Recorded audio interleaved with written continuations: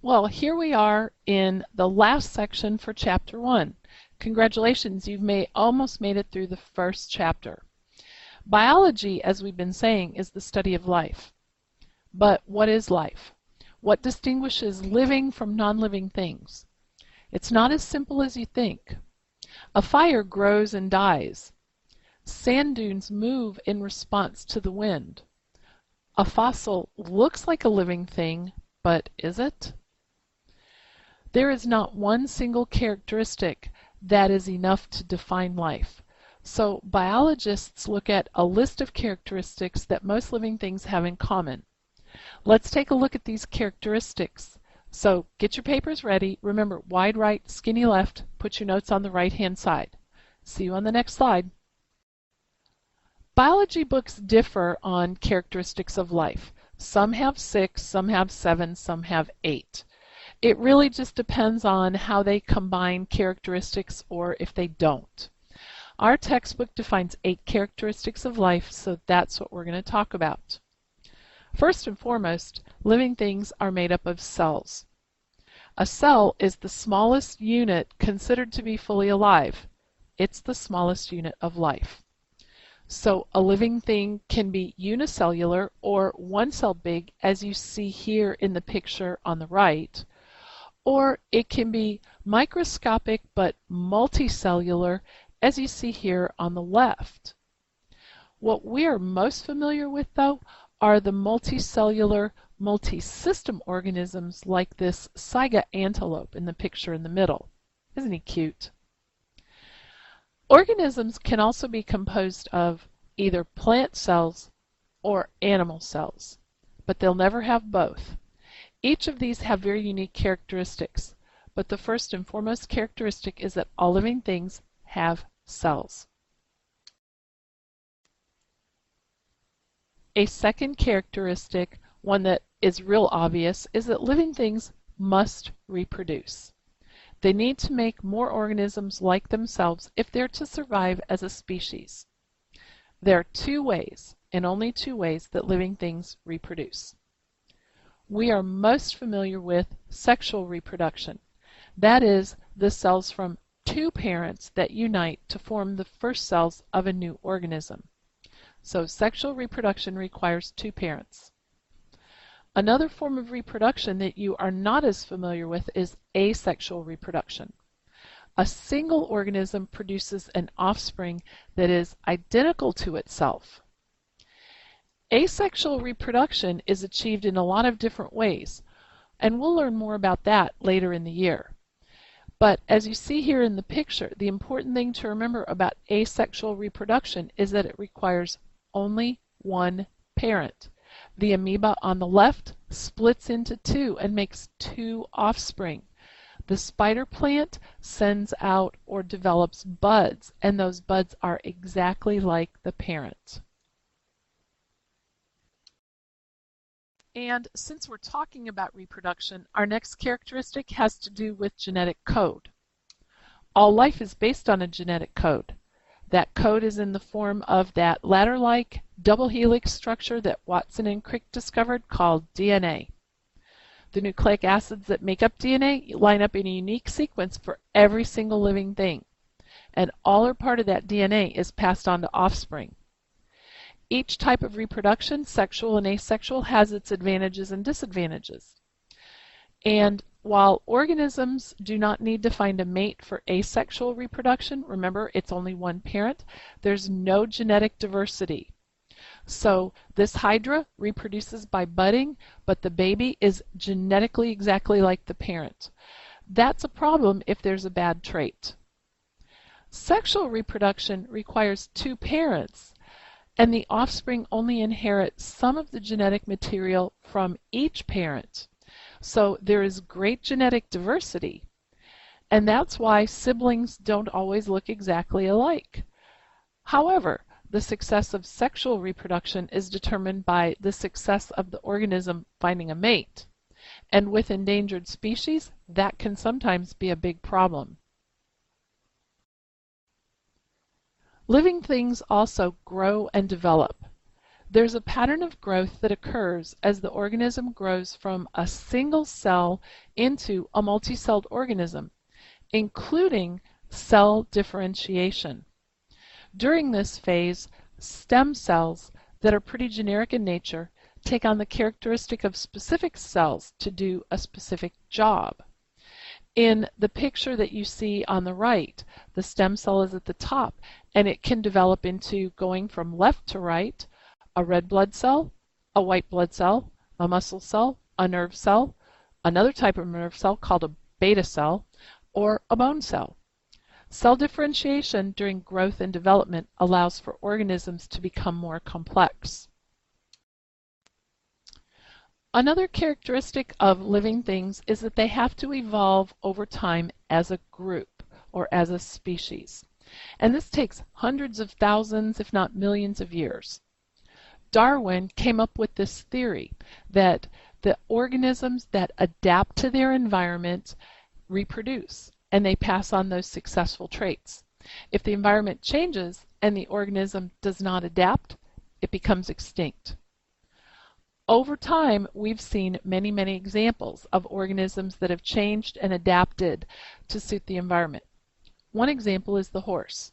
The earliest fossils we have of horses are of small creatures with 3 or 4 toes and small teeth. Modern-day horses, as you know, are much larger, and they pretty much have just 1 toe and very large teeth. The environment changed, and over time, horses adapted to suit the environment, and they passed along those successful traits to their offspring. It's kind of like being on a sports team. The ones with the best skills make the team.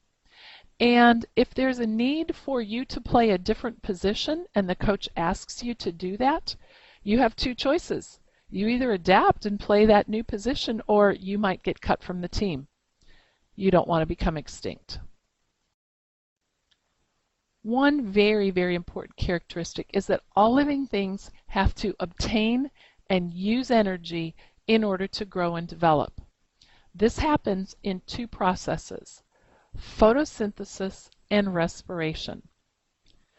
Photosynthesis is when plants use sunlight and materials from the earth, like water and minerals, to make food for themselves. They're producers. Oxygen just happens to be a waste product in this process, but the plants make glucose, and that's food. Plants and animals both use that glucose in a process called respiration. Respiration is what all living things do, plants and animal. They use oxygen and food for everyday functions, like to make more cells, or to make offspring, or to call each other on the phone. In other words, just to live. One slightly erroneous thought that students have is that plants do photosynthesis and animals do respiration. Get that out of your head. Plants do photosynthesis, but all living things, plants and animal, do respiration. A stable environment is extremely important to living things also. When the external environment changes, living things have to change internally in order to survive. This condition is called homeostasis. And there's lots and lots of examples, and with a little effort you could probably think of several.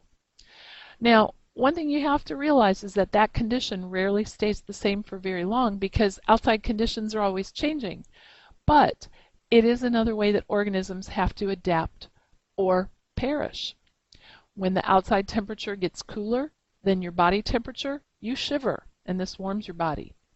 When the temperature is higher than your body temperature, you sweat, and it cools your body.